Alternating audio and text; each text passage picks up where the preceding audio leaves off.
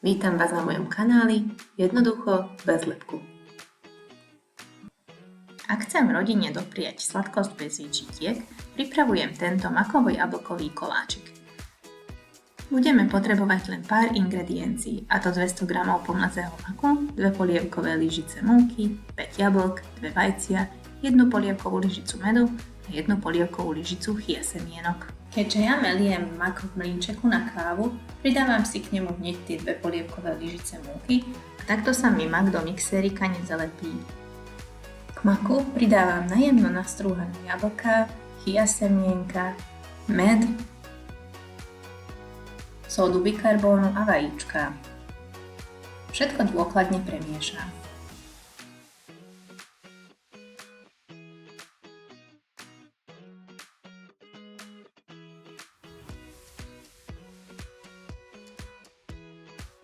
Takto pripravené cesto si preložíme na plech vystlaný papierom na pečenie.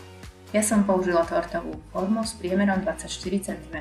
Celú hmotu ešte schutníme tak, že ju potlapkáme dlaňou. Pečieme na 180 stupňoch približne 20 až 30 minút.